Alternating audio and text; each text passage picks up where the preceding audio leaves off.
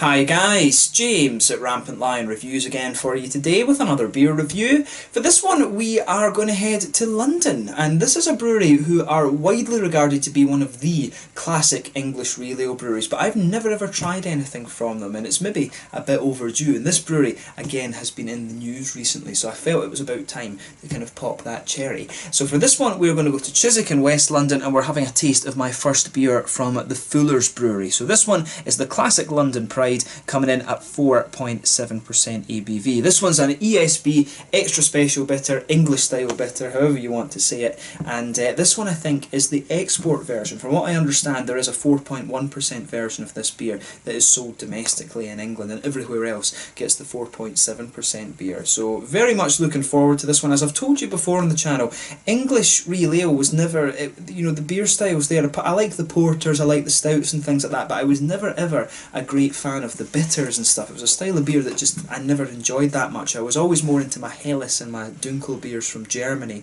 and of course the Belgian beers came along too, and then the American IPAs. Those were the things I always really used to drink rather than the English real ale. So maybe that's something I need to kind of address on the channel over the next little while and review some of the more kind of classic English real ales for you. So we'll look into that over the coming months, but very interested to try this beer for the first time, and as I said, it's my very first taste of a beer from the Fuller's Brewery as far as I can remember. But yeah, so as always with my reviews then, I'll tell you a little bit about the brewery. If you want to get straight to the tasting, just fast forward. All the usual links are in the description below. That's the brewery website, the link to my other reviews that I'll do from the Fuller's Brewery in the future. Very first time I'm trying one of their beers, like I said. There's all the usual social media. If you want to see more beer reviews, do please consider subscribing to the channel. The whole channel, of course, has a geography-based tagging system, so you can go into the home page and search for beer based on country, city, state, county, prefecture, whatever it is you're interested in. Do check out the playlist of beers from different countries. There is one there for all the English beers that I've reviewed for you. That's constantly being added to. And as always, please do get in touch and let me know some of the other beers and breweries that you guys would like to see me review. It's always great to hear from you guys that are watching the videos, and the support that you show the channel is hugely appreciated. So anyway, to tell you a little bit about the Fuller's Brewery then. So as I mentioned to you earlier, the Fuller's Brewery are based in Chiswick in West London, and today they own and operate around 380 pubs and inns and also some hotels across the south of England. But beer apparently had been brewed in the gardens of Bedford House on Chiswick Mall for a number of centuries actually, and this business continued to thrive into the 19th century before money problems forced the owners Douglas and Henry Thompson and also Philip Wood to seek a partner to get their business back on track. So a partner came in 1816 in the form of John Fuller, and at this time the brewery was called the Griffin Brewery after Douglas Thompson had acquired the name from the failed Moe and Reed Brewery in London as well. And this was he also acquired their range of beers as well, from what I understand. But later in 1845 his son John Bird Fuller was joined at the brewery by his brother-in-law John Turner, who became the head brewer, and also Henry Smith, who came from the Romford Brewery, and this resulted in the formation of the Fuller, Smith and Turner Company. And Craig Fuller, who was the nephew of John Turner, actually decided not to go into the family business and instead worked in the finance sector, thus meaning that the business passed down the various generations of the Turner family, with Michael Turner currently sitting as a kind of honorary executive on the board, if I'm not mistaken. But as of 2017, the output of this brewery was 337,000 barrels of beer, and they were exported to over 80 countries. Apparently, their biggest export markets are Russia and also here in Sweden, and in 2019 the brewing part of the Fuller's business was sold to Asahi in Japan for £250 million. So this kind of marked the end of one of the the longest running independent breweries in England actually, because it was family owned for around about 170 years it would be actually. So it's a bit of a shame to see that, but one of the things you can say about these Japanese companies is they really do like to keep authenticity. It's one of the big companies that owns Pilsner Urquell over in the Czech Republic now, and they've really kept the process pretty much the same. If you do want a corporation kind of taking over a brewery, I would say that you would want a Japanese one to do it, because they are perfectionists when it actually comes to the process of making alcohol. If you see the way that they make Japanese sake and things like that, you would understand exactly what I mean. But yeah, this is now part of the Asahi group over in Japan. But I bought this beer I think it was the day or two after I read this one in the news. So this beer was brewed under the old guard at the Fuller's Brewery in Chiswick. So yeah, but yeah, as I say, the very first time I'm visiting this brewery, never tried anything from them before, and mainly that's just because I was never ever a great fan of the English real ales, to be honest. I was always more into my German and my Belgian beers, and then later on the American beers too. But yeah, very interesting to review one of their beers for the first time, and we'll see how we get on with this one. If you want to learn a little bit more about the Fuller's Brewery, you can check out the website in the description below, but let's get on and actually have a taste of this beer now. So like I mentioned to you at the start of the video, this one is a 4.7% English style bitter, ESB or extra special bitter, however you want to term it, but this one is the export version. So you can see on the back there 4.7% instead of the regular 4.1, and it said brewed at the Griffin Brewery, Chiswick Lane South in London. So yeah, the actual brewery building itself is still called the Griffin Brewery after the original brewing company. There you can see the bottle cap on this one, which is quite nicely presented, and yeah, the Fuller's Brewery symbol of course is the dragon. I know Paul Romeli over at PA Brew News in America, he loves like the Fuller's vintage ales as well. You know, they do a whole series of these different things, and quite often we get them through the small parties here in Systembolaget as well. But yeah, without further ado then, let's get this guy out and we'll get on with the tasting. You know, I really need to get a little bit more in to some of the English bitters and things like that, so do let me know in the comments section below which of the kind of English real ale beers you guys would like to see me review. And I guess to have some guidance on that would be quite good as well, because I was, as I say, I was always more into my German beers and my Belgian beers rather than the English real ales, and I do enjoy a good Scotch ale right enough as well. But yeah, so as you can see with this one, I'm actually surprised at how clear this beer is. It's poured quite a nice, almost somewhere between a very dark amber and an almost mahogany colour. You can see there's a solid finger of a frothy, I would say, cream coloured head on this one. It's definitely not a perfect white head on this beer. There's one or two big bubbles sticking towards the side of the glass and a few little ones heading up towards the bottom of that head. But if I put my fingers behind the glass, you guys can probably see this beer is completely transparent actually. I was expecting this beer to be quite hazy, to be honest, to be a little bit hazy at least, to be honest with you. But that's maybe because when I was in, you know, Durham, a lot of these real ale beers, they came on the casks, the old English cask conditioner, and they always tended to be just a little bit hazy. So for me to see an English real ale like this being so clear is kind of quite unusual. But those of you who drink these styles of beers more often than I will probably know a little bit better than that. As I say, when it comes to the English real ales, it's the porters and the stouts, and I do enjoy a mild actually, in fairness. Some of the milds can be quite nice, but it was always I always felt that the English beers, I was never that great a fan of the lighter coloured ales. It was always the darker ales that I was quite into when it came to English beers. But nice looking beer, this one. You know, it almost looks kind of similar to an IPA in appearance, a West Coast IPA, something like that. But yeah, let's take a closer look at the aroma and just see how we get on with this one. So yeah, it comes across quite biscuity. You can really smell this, and one of the things I always noticed with these English beers, they've always got a real graininess to the malt base. I mean, I'm guessing there might be, I don't know if there'll be some Maris Otter or something like that in this, but there's just something in my head that's making me think there's Maris Otter in this beer. But yeah, it's actually quite sweet. It reminds me, you know, McVitie's digestives and stuff like this. It's almost got a little bit of like a Werther's Original. Not quite butterscotch, to be honest, but it's that kind of it's got a little bit of a caramelly, brown, sugary sort of thing going on, but it's more of a kind of McVitie's digestive, biscuity syrup type thing. A little bit of the Werther's Original in there too. But yeah, it's I like the sweetness that this beer has, but underneath that you can really smell there is a bit of a kind of graininess to this beer. It's not quite rye, I don't think, but this is one of the things I always found with the English bitter style. It really has this grainy kind of underpinning to it, and but this one I would think it actually comes across as being quite sweet. I don't know if the original one would be like that. I'll need to get my mum to buy me a bottle of the original one just now and just keep it in the house for me going home soon. But yeah. In terms of the aroma, I would say the nose of this beer really leans towards the sweet side of things from the malty perspective. You've got a little bit of hoppiness in there. You can smell there's a little touch of earthiness, some herbal quality in there as well, a little bit of a floral and grassy character too. It's pretty much got all the kind of traits you would expect of English hops. I've always found English hops have this very distinctive earthiness to them. It's a little bit darker than you get from the likes of the German noble hops. The herbal quality is quite distinctive to English hops as well, and there's some grassiness in there and just a little bit of a kind of lemony citrus too. For me, the fruity notes in this beer, it's interesting because it's got a little bit of an almost peary, slightly appley orchard ester type thing to it, but there's also a little bit of a kind of red fruity sweetness to it as well. There's a little bit of an almost figgy or kind of candied red fruit aroma to this beer, which I actually didn't expect, to be honest. I really didn't expect that out of this one. It's got a little bit of a kind of candied red fruity flavour to it, this beer, which is really nice.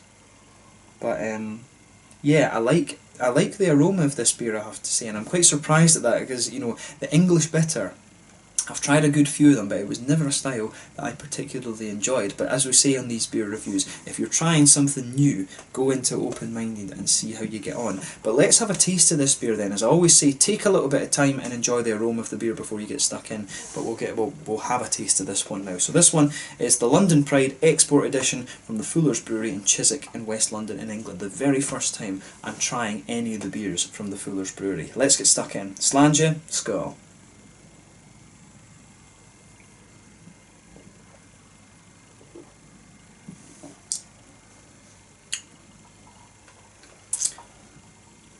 Yeah.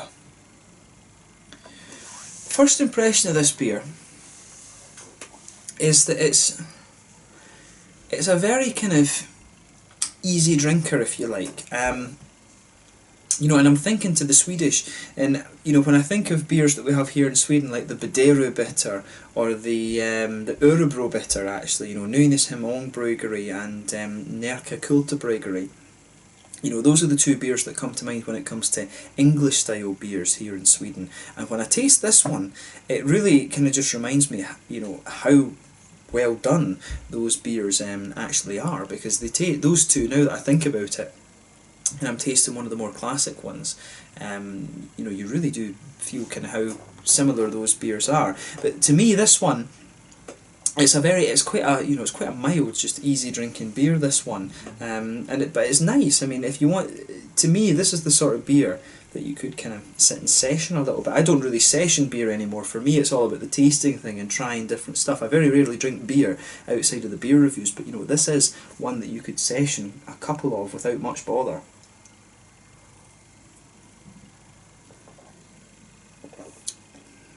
But yeah, it's interesting with this one because obviously the beer's coming out of the bottle, but it still does retain some of that smoothness that you'd expect of the cask conditioning that you get with English beer. So that's an interesting aspect to this one. But to be honest, when you if you are familiar with the style at all, this one, it kind of does, as it would with one of these classic beers, it does everything you'd expect. So in the middle of your palate, you've got this sort of bready malt base, that just blankets the middle of your tongue. It's a sort of brown bready note, and you can really feel those grainy qualities just pushing their way out of this beer, and that's the kind of staple. That's always the giveaway if you're blind tasting a beer.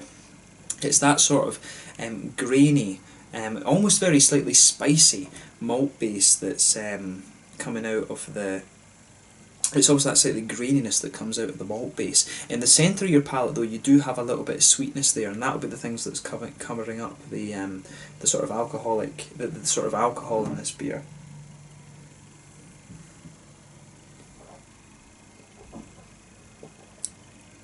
Yeah. So for me, this one has a nice sort of biscuity sweetness to it. There is a little bit of a slightly oily caramel to this one. I would say the oily caramel is right in the centre of your palate, and you can feel the further into the aftertaste you go, that gradually gets a bit sweeter, but at the same time you can almost feel the middle of your palate drying out a little bit and some of the more grainy aspects of the beer coming out as well. The further you go out from the centre of your palate too, you can feel that almost McVitie's digestive sort of biscuity sweetness coming out of the beer as well. I mean, it's quite nice actually how the malt base goes together on this one. I'd be curious to see how this is different to the to the original London Pride, if you like, the 4.1% beer, because I would suspect that the one that's got a little bit less alcohol in it might not be quite as sweet as this one, because usually when they're covering up alcohol they give you a little bit more of a sweetness in the malt base. But on the hoppy side of things then, in the back corners of the palate, you can get a nice little bit of earthiness there. It's that typical slightly darker English earthiness, and as you come further forward along the sides of the tongue, that just smooths out a little bit. You get a little bit of a kind of herbal quality just in front of that. I would suspect, you know, it's maybe Kent Goldings or something like that they're using in the hop profile of this beer. I wouldn't think it's Fugos or anything like that. It's not quite as dark as that, but yeah, I think East Kent Goldings, and you come further forward to the very front corners of your palate and it's got a little bit of a floral aromaticity to it. Then round the very front curve of your tongue it's just a little bit lighter and more grassy, I would say, and I really like how all these different flavours are mixing together.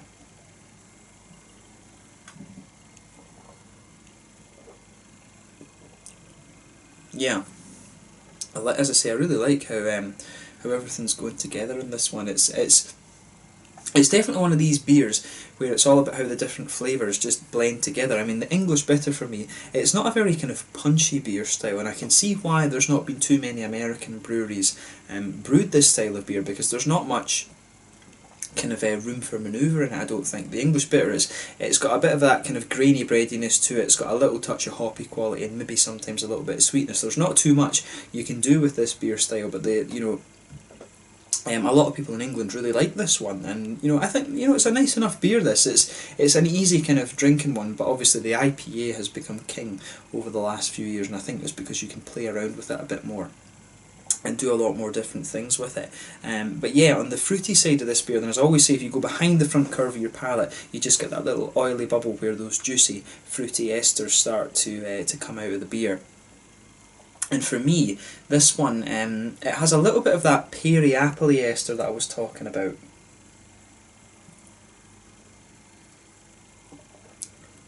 Yeah, there's a little bit of a peary appley ester to this one. There's a little bit of that grassy freshness to this one too, but the further you go into the aftertaste, I think it's got a little touch of a kind of candied strawberry to it or something like that. It almost reminds me just a little touch of those heart-shaped sweets you get in the Haribo Star Mix. I say that quite often about some of these beers, but yeah, really the fruitiness you get into the aftertaste of this one really reminds me of that, but you can also feel some of the kind of grainy breadiness popping out of the beer a little bit later on in that regard too. But I mean, it's a nice kind of easygoing session beer, that, and I like with the mouthfeel how it mimics some of the smoothness you would get from this beer if it was a cask conditioned ale.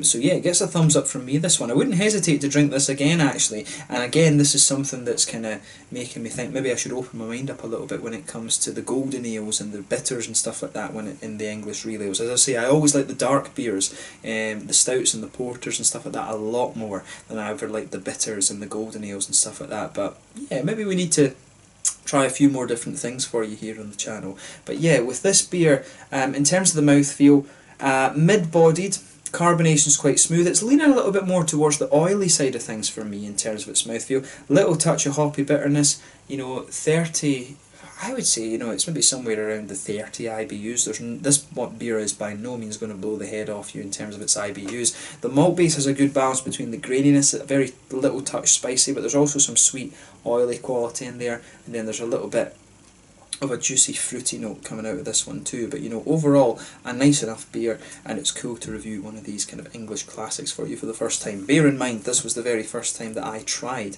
this beer, but if I think about this beer in comparison to the Swedish brewed English bitters that I've tried, it's very interesting. And the Swedish brewed ones, the Örebro bitter and the Bideru bitter from Nynäshem and from Närke Kulturbryggeri. These are actually two very good examples where they're using the American hops with this malt base, and the English real ales, the bitters at least do tend to be more focused on the malt base, and trying this beer really kind of has just opened up another little chapter for me. So hopefully over the next little while I can review a few more of these English bitters for you. But I think it was an interesting experience, this one. I'd really like to try the original 4.1% beer for you. So yeah, maybe that's something I'll do the next time I'm back home in Scotland. Scotland, because you can buy this beer in the supermarkets and stuff like that. But yeah, let's leave it at that for this one. If you like your English real ales, you know, you are going to enjoy this one. It's one of the classic English bitter beers. There's not much more you can say about it, other than that this version, the export version, I would suspect is a little bit sweeter than the original, just because it's higher in alcohol content. But yeah, let's leave it at that for this one. So this one was the export version of the London Pride from the Fuller's Brewery in Chiswick in England. My very first time trying any Fuller's beer, and I hope you guys have enjoyed my take on this one. So thank you again for watching, and I will catch you guys very soon. Until the next time, please like, subscribe, share, all the usual YouTube stuff. Let me know your own thoughts on this beer in the comments section below. Let me know what your favourite beers are from the Fuller's Brewery. You will see me review the ESB at some point soon, and hopefully I can get a hold of the 1845 and the Chiswick bitter for you as well. But slàinte just now, and I'll catch you guys later. The export version of the London Pride from Fuller's Brewery in Chiswick in West London in England. Slàinte just now, and I'll catch you guys later. Skål.